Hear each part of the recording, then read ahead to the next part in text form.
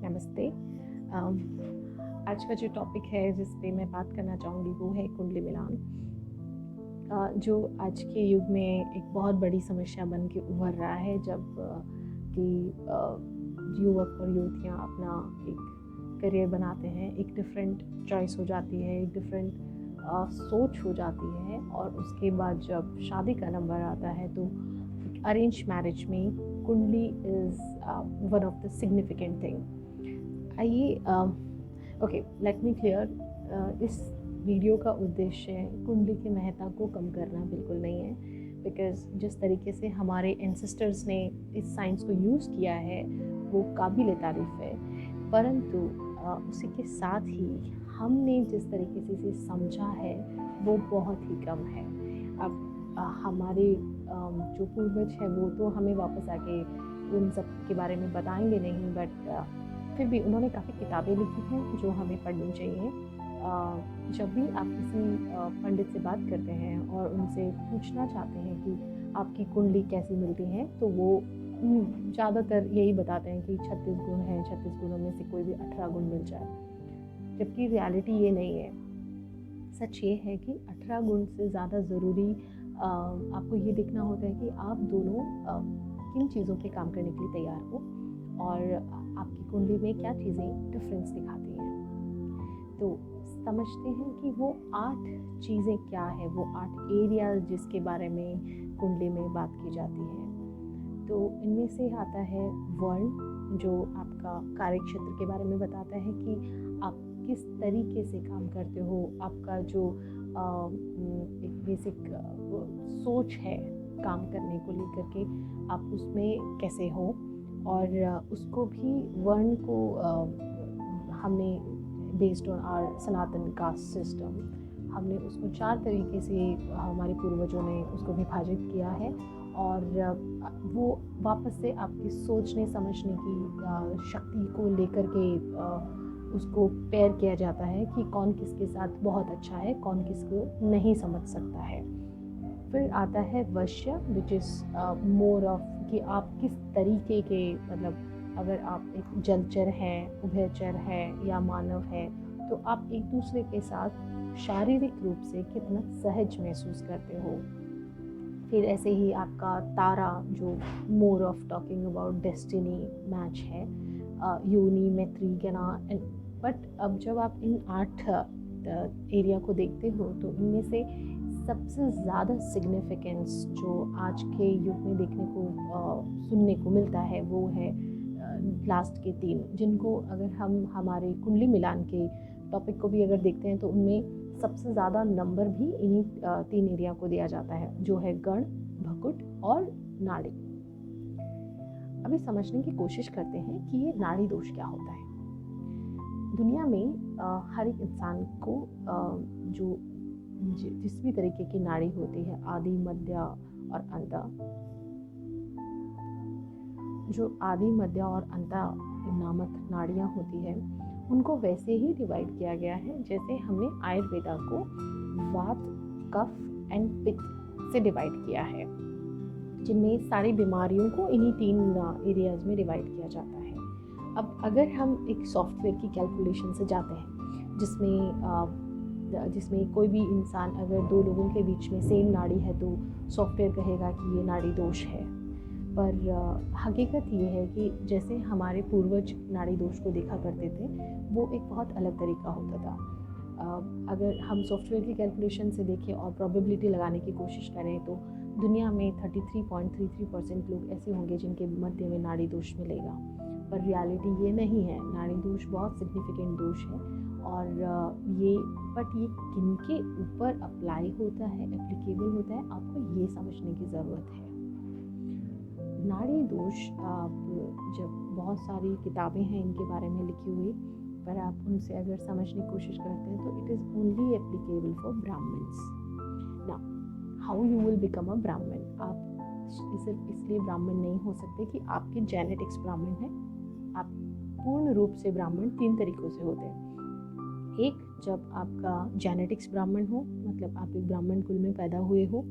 दूसरा, जब आप वैसा ही कार्य करते हो, आपका जो कर्म है वो बुद्धि का उपयोग उसमें होता है। जैसे अगर आप कंसल्टेंट हो तो आप एक ब्राह्मण हो, या आप कुछ भी नियम बनाते हो, लिखते हो, ऐसा कुछ करते हो, पढ़ाते हो, जहाँ भी आप बुद्धि का उपयोग करते हो वो ब्राह्मण का कर्म है। तीसरा होता है जब आपकी पत्री में भी ब्राह्मण हो, और पत्री में ब्राह्मण होता है चंद्रमा की स्थिति के अनुसार। सो जो आपका लग्न का चार्ट है उसमें अगर चंद्रमा 4th, 8th या 12th हाउस में होता है तो आप अपनी पत्री के अनुसार ब्राह्मण कहलाए जाते हो। चंद्रमा की स्थिति एक लग्न में किसी भी चार्ट में टोटल 12 हाउस होते हैं, और उनमें से 3 डिफरेंट कॉम्बिनेशन एक कास्ट के लिए बनाए जाते हैं। जैसे मैंने आपको पहले समझाया वर्ण के बारे में, वहाँ से आता है ये पत्री का ब्राह्मण होना या नहीं होना। और अगर आप ब्राह्मण नहीं हो तो नाड़ी दोष आपके लिए एप्लीकेबल नहीं होता है। सो आप जब कुंडली मिलाते हैं तो आप उसको कम्प्लीटली नेगेट कर सकते हैं। फिर भी अगर किसी को लगता है कि नहीं, मैं अगर ब्राह्मण कुल में पैदा हुआ हूँ या मैं इस ब्राह्मण का काम करता हूँ तो मुझे ये कंसिडर करना है, तो आप हमारे बहुत सारी किताबें और हैं, जैसे लाल किताब है, मुहूर्त मार्तंड है, जिनमें लिखा है कि अगर लड़का या लड़की का सेम नक्षत्र हो और डिफरेंट चरण हो। चरण मतलब जब आप थोड़ा अपने नक्षत्र के बारे में थोड़ा और समझने की कोशिश करेंगे तो उनके पाद होते हैं। एंड सेम नक्षत्र पर अलग अलग राशि हो, सेम राशि पर अलग अलग नक्षत्र हो, इनमें से कुछ भी होता है तो भी आपको नाड़ी दोष एप्लीकेबल नहीं होता है। आप बहुत सारे सिचुएशन में लोगों को इवन नाड़ी दोष बताया जाता है जबकि उनकी राशि और नक्षत्र दोनों ही अलग हैं, तो वो कम्प्लीटली डिस्ट्रॉयड है अगर हम मुहूर्त मार्तंड या लाल किताब की बात करें तो। फिर आता है दूसरा सिग्निफिकेंट दोष जो है भकुट दोष।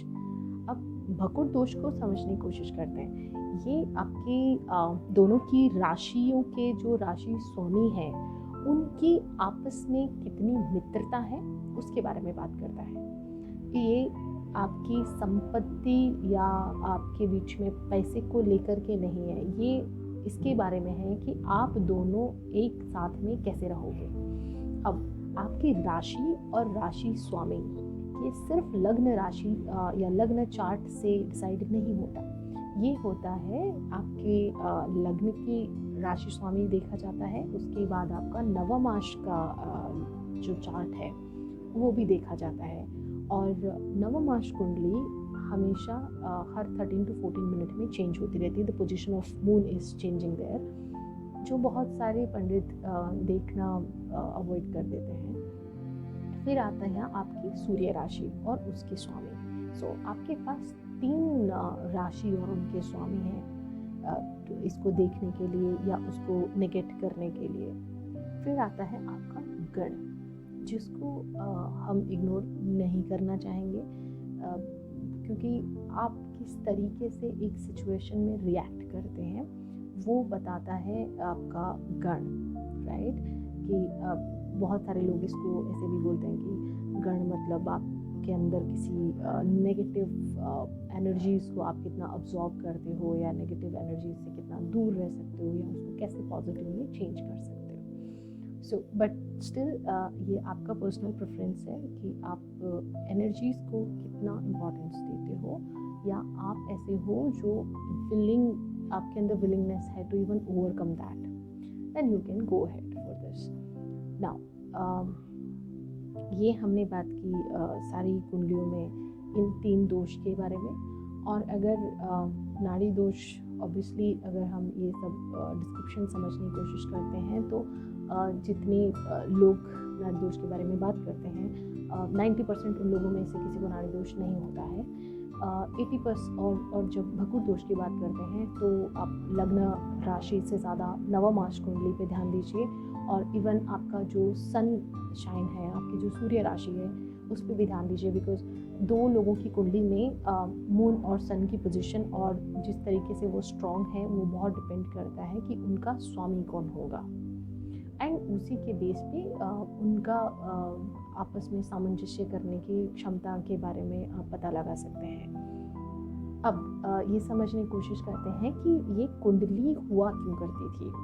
ये तब हुआ करती थी जब जब राजा दक्ष ने जैसे पूरी विवाह पद्धति के बारे में और जो इस संसार में लोग रहते हैं उनके बारे में कुछ रूल्स बनाए थे, एंड उन्हीं रूल्स को फॉलो करते करते धीरे धीरे ये विवाह संस्कारों के बारे में बातें होने लगी, जिसमें भारत में एक और अगर मैं गलत ना हूँ तो टोटल 16 तरीके के विवाह संस्कार होते हैं। उन्हीं में से एक होता है ये देव विवाह, जिसमें आपके माता पिता आपके लिए एक जीवन साथी का चयन करते हैं, जिसको हम आजकल अरेंज मैरिज बोलते हैं।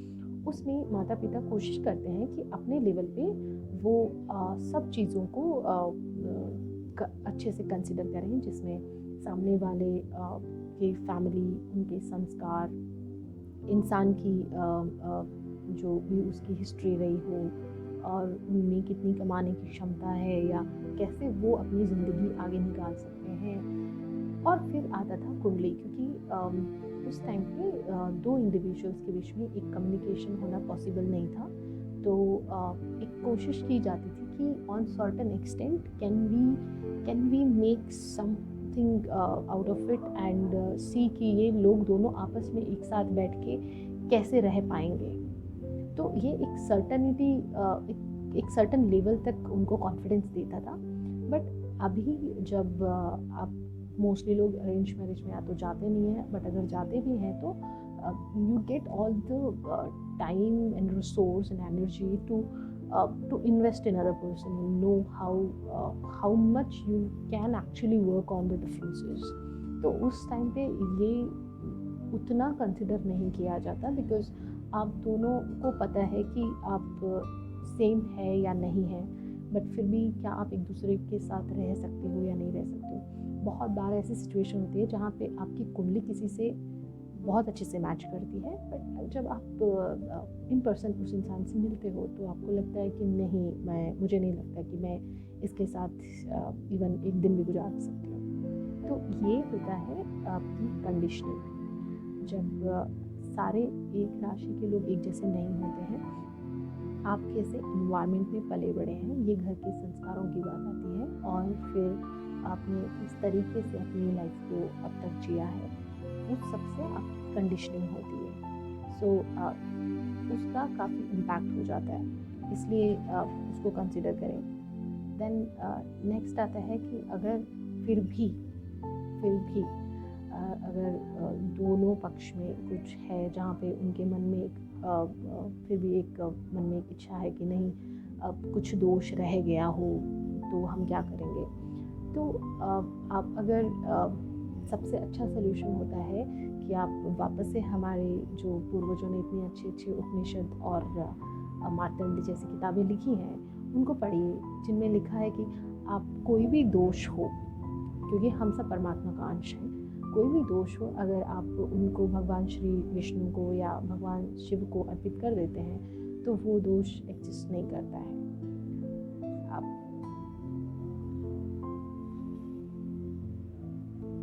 तो ये था मेरी तरफ से कुंडली के ऊपर कुछ समझ जितनी मुझे थी और जितना मैं समझ पाई इसको। I am open for questions. अगर आपको लगता है कि मुझे किसी और टॉपिक पे भी कुंडली से रिलेटेड या एस्ट्रोलॉजी से रिलेटेड कुछ वीडियो बनाने चाहिए जहाँ पे आपको क्वेश्चंस हैं या जहाँ आपको प्रॉब्लम्स आ रही है, तो please write in the comment. Thank you so much. जय श्री कृष्णा।